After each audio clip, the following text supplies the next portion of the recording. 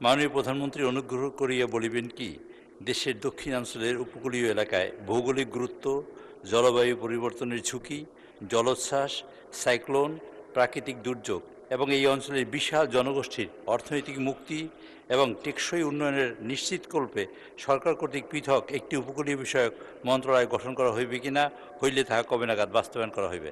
ধন্যবাদ মাননীয় স্পিকার। মাননীয় প্রধানমন্ত্রী। ধন্যবাদ মাননীয় স্পিকার, ধন্যবাদ মাননীয় সংসদ সদস্য আপনার প্রশ্নের জন্য।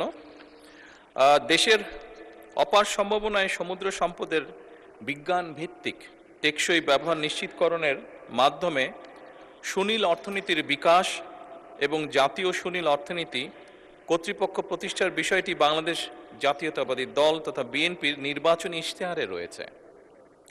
এছাড়া 2005 সালে তৎকালীন বিএনপি সরকার উপকূলীয় অঞ্চল নীতি 2005 প্রণয়ন করে, যা উপকূলীয় অঞ্চলের উন্নয়ন এবং সুরক্ষা একটি গুরুত্বপূর্ণ মাইল ফলক। বর্তমান সরকার এমএসপি বা সমুদ্র অঞ্চল পরিকল্পনা কার্যক্রম এবং এ থেকে দেশের সম্ভাব্য অর্জিতব্য বিষয়াদি বিবেচনার জন্য ইতিমধ্যেই পদক্ষেপ গ্রহণ করেছে। সামুদ্রিক সম্পদ, মৎস্য, পর্যটন এবং পরিবেশ সংরক্ষণের মধ্যে সমন্বিত ভারসাম্য প্রতিষ্ঠা এবং সুনীল অর্থনীতির টেকসই ও দীর্ঘমেয়াদী উন্নয়ন নিশ্চিত করার লক্ষ্যে প্রয়োজন হলে 2026-27 অর্থ বছরে প্রাতিষ্ঠানিক কাঠামো গড়ে তোলার বিষয়টি সক্রিয় বিবেচনাধীন রয়েছে। মাননীয় চিফ হুইপ, আপনি একটি সম্পূরক প্রশ্ন করতে পারেন। মাননীয় স্পিকার, আপনি তো জানেন ভোলা আপনার নির্বাচনী এলাকা এবং ভোলা একটা উপকূলীয় দ্বীপ অঞ্চল। সেখানে ব্রিজের জন্য আপনারা চেষ্টা করছেন। পটুয়াখালী, ফেনী, বরগুনা এবং এই পিরোজপুর, এই দক্ষিণাঞ্চল, সাতক্ষীরা, খুলনা, বিশাল একটা দক্ষিণাঞ্চল।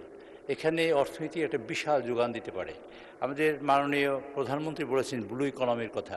ব্লু ইকোনমিতে 8টি বিষয় আছে, যেমন আমরা সাগরে মাছ ধরতে পারি, এক্সপ্লোরেশন করতে পারি, গ্যাস তেল, আমরা করতে পারি ship building, ship repairing, ship breaking ইত্যাদি এই জাতীয় কাজ। এবং সব মিলিয়ে যে বিষয়টা হলো, মাননীয় স্পিকার আপনার মাধ্যমে জানাতে চাই, নেপাল একটি অঞ্চল, দেশ যেখানে সাগর নেই এবং তার একটা ল্যান্ডলকড এরিয়া, আর আমাদের অপার সাগর আছে, আমরা কাজে লাগাতে পারি না।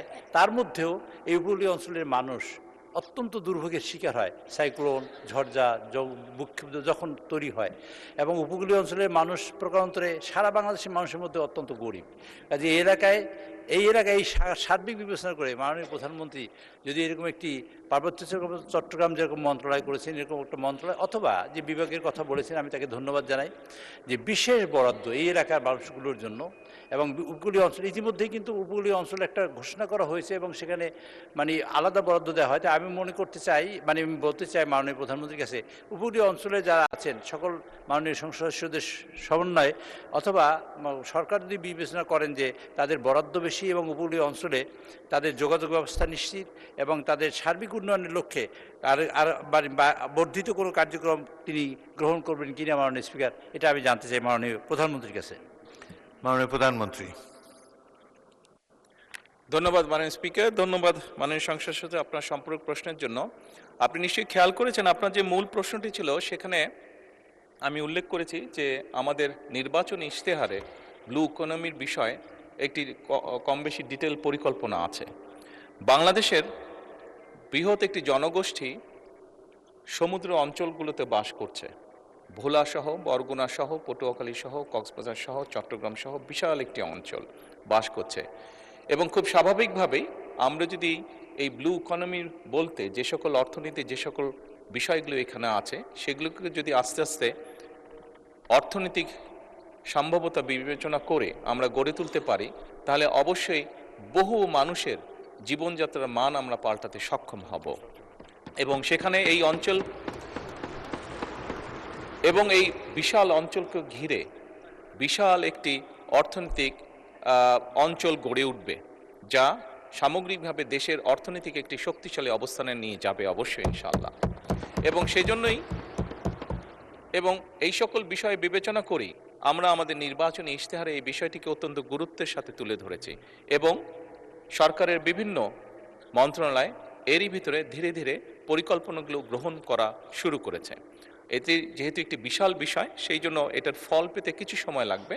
তবে আমরা দৃঢ়ভাবে বিশ্বাস করি ইনশাআল্লাহ আমরা সঠিক পরিকল্পনা নিয়ে এগোতে সক্ষম হলে আমরা দেশের বিশাল একটি অংশ এবং সেই অংশে বসবাসরত মানুষদের জীবনযাত্রা সুন্দরভাবে পরিবর্তন করতে সক্ষম হব।